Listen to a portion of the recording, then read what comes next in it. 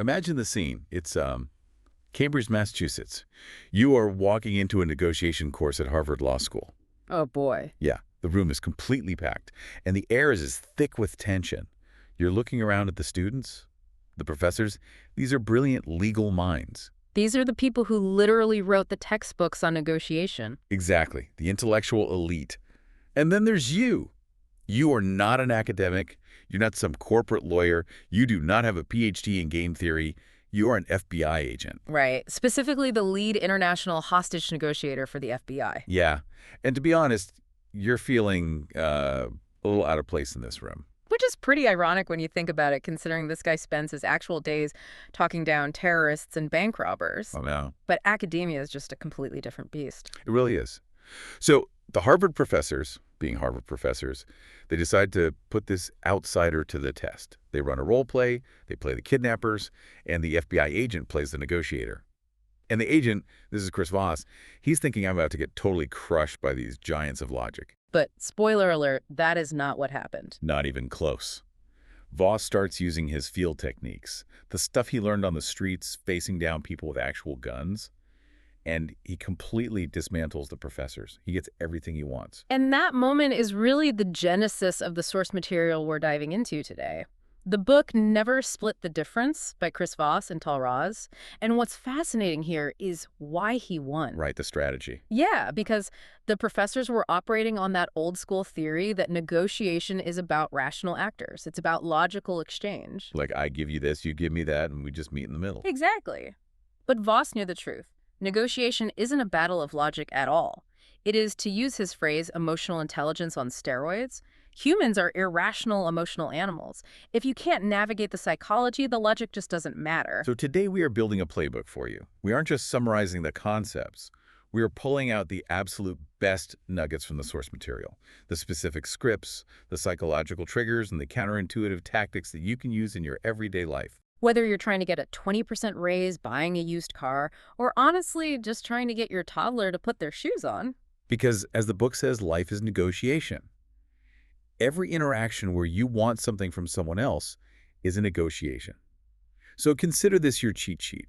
We're going to cover the mindset texts, the specific techniques like mirroring and labeling the actual scripts for pricing and dealing with conflict, and the prep checklist.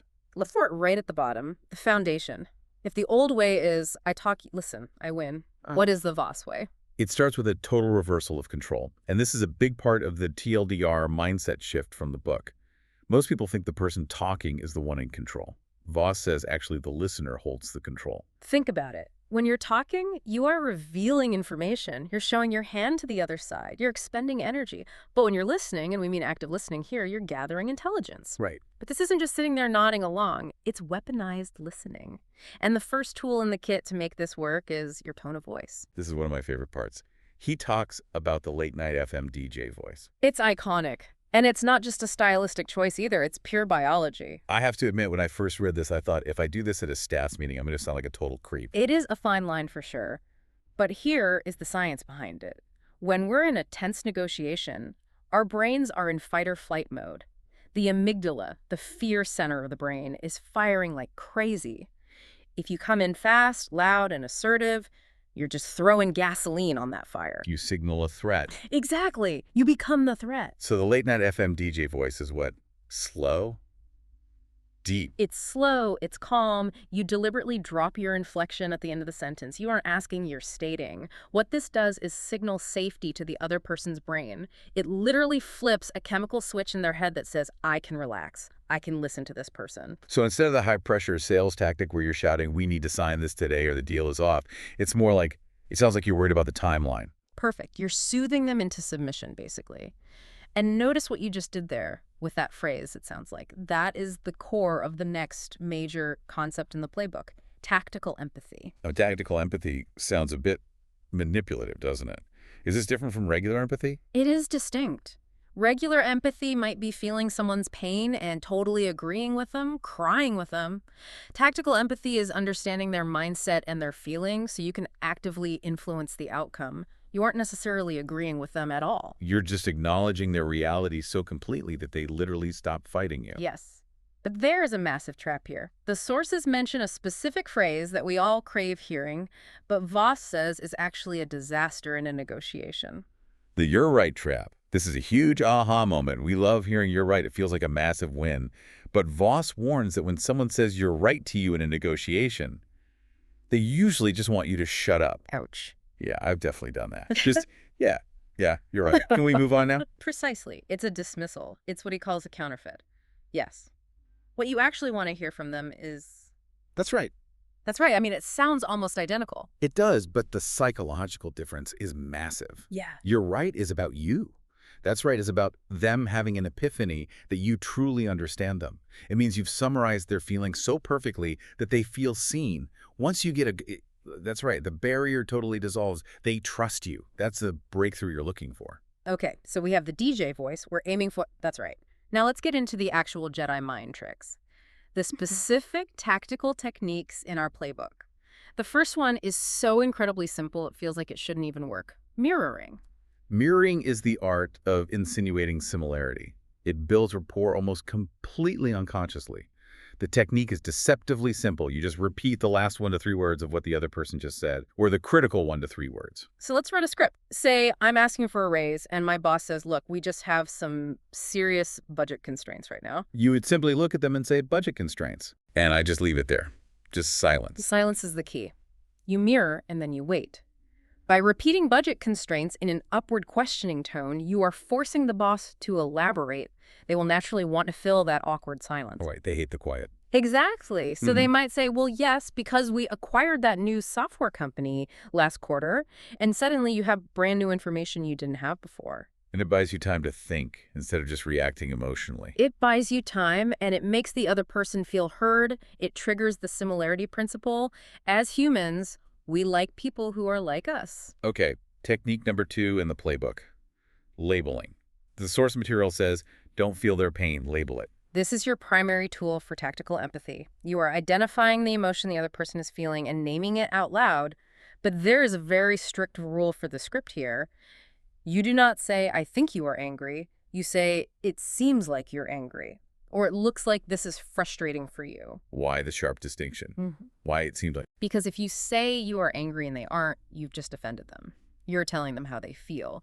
But if you say, it seems like you are angry and you're wrong, they can easily correct you without feeling attacked. Ah, that makes sense. But usually you are right. And when you label a negative emotion like fear or anger, it diffuses it. The emotion literally loses its power when it's named. I can totally see how this works at home. Yeah.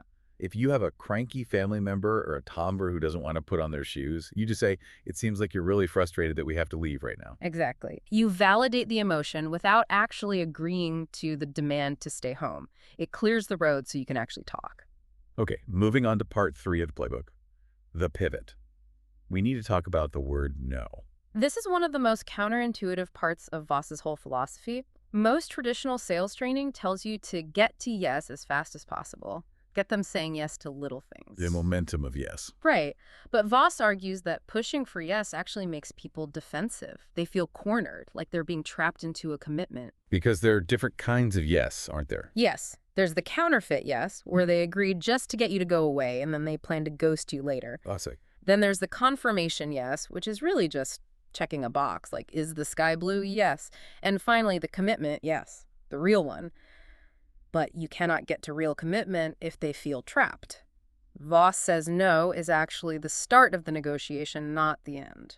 Because no makes people feel safe.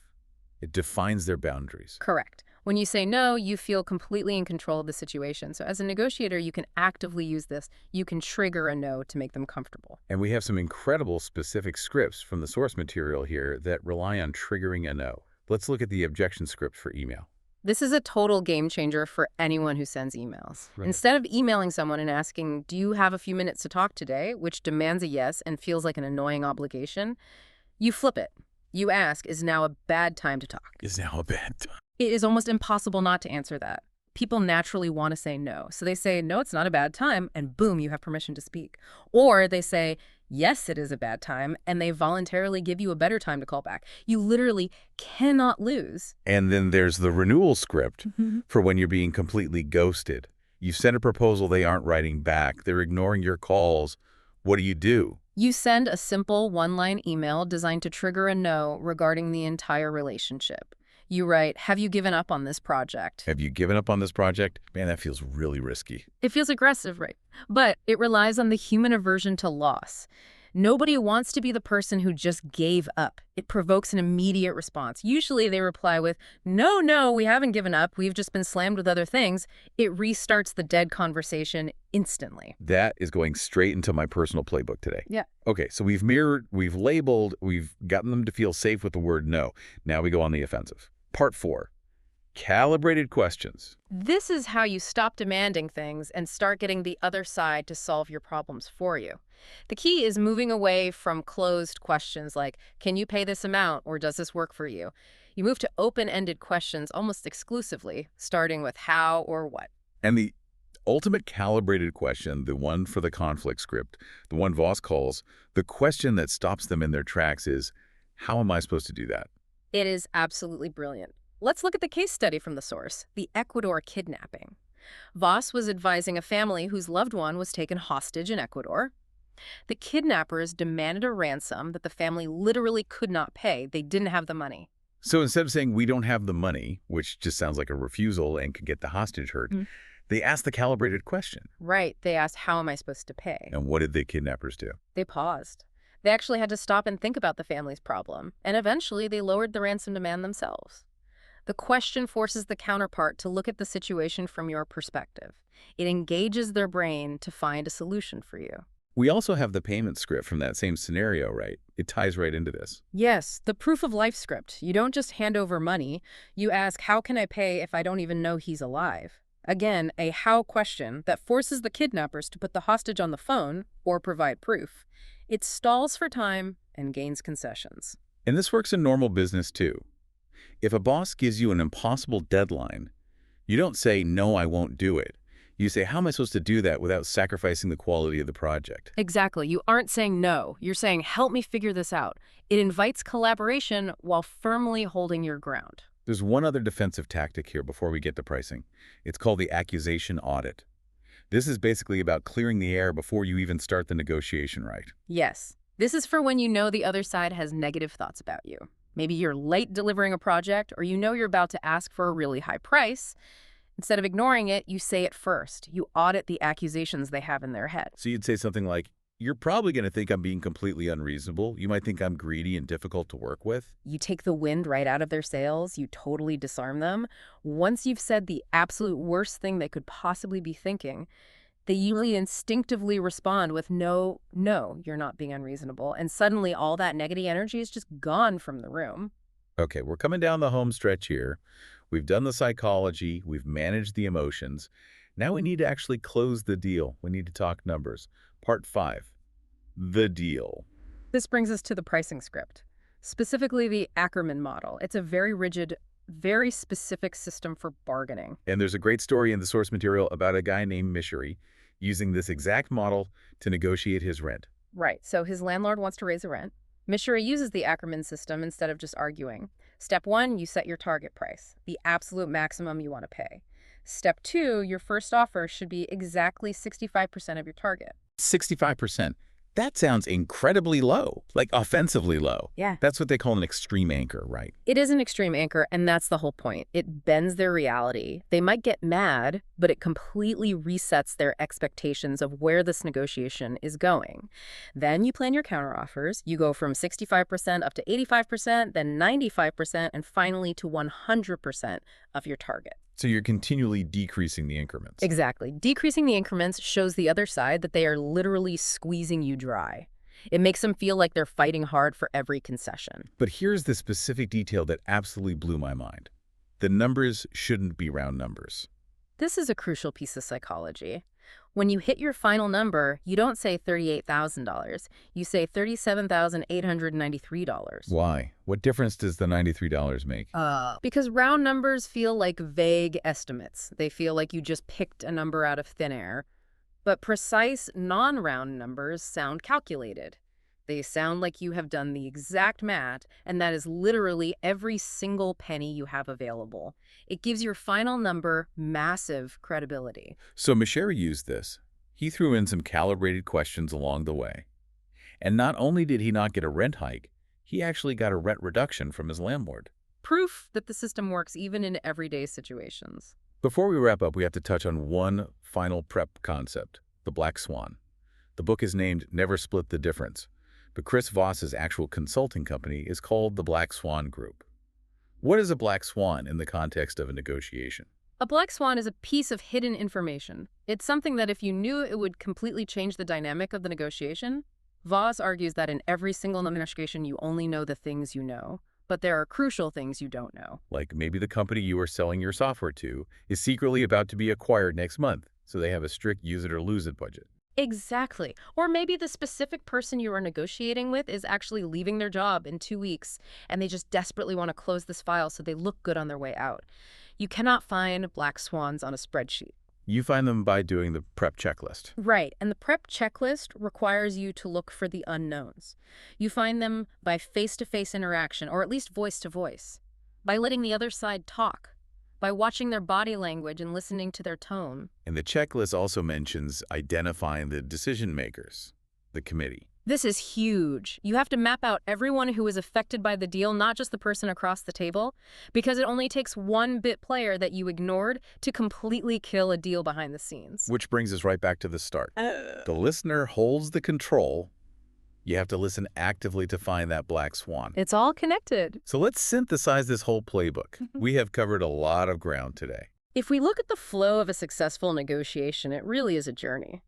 You start by building rapport using the late-night DJ voice and mirroring their words. You make them feel safe by labeling their emotions and triggering a no to give them control. Then you transition. You make them solve your problem using calibrated questions like, how am I supposed to do that? And finally, when you get down to the actual numbers, you bargain precisely using the Ackerman Extreme Anchor model and those non-round numbers. It really is a comprehensive playbook. But you know what stands out to me most from all these sources isn't just the tactical tricks, it's the underlying philosophy of it all. That conflict is an opportunity. Yeah. We usually think of negotiation as a fight. It's a battle where I win and you lose. Or we just compromise, we split the difference, which usually means we're both unhappy with the result. But Voss is saying that negotiation is a process of discovery. It's true collaboration. If you treat the other person with tactical empathy, you aren't defeating an opponent. You are uncovering a solution that neither of you might have even seen at the very beginning. And that leads to a thought I want to leave you with. Think about your own relationships, both in business and personal life. What if your identity is tied to being a people pleaser? We often avoid negotiating because we think we're saving the relationship by just giving in. Oh, that's deep. Like keeping the peace. Right. But what if true intimacy or true partnership is actually impossible without negotiation? Because if you're constantly just compromising and avoiding the difficult asks, you're hiding your true needs. In a way, leaning into the conflict and using these tools to negotiate is the ultimate act of vulnerability and honesty. You can't have a real relationship if you're always splitting the difference. That completely flips the script on why we should even learn these skills. It's not just to get more money. It's to communicate more authentically. Exactly. So here is our challenge to you for this week. Don't try to memorize and do all of these scripts at once. You'll get totally overwhelmed and it'll sound robotic. Just pick one single thing from the playbook. Try using the late-night DJ voice on your next stressful phone call. Just slow it down. Or the next time someone asks you for something totally unreasonable, just pause, smile, and ask, how am I supposed to do that? See what happens. You might be shocked to find that the person on the other side just starts negotiating against themselves. And always remember, negotiation isn't about being right. It's about being effective. Thanks for joining us on this deep dive. Go out there, and whatever you do, don't split the difference. We'll see you next time.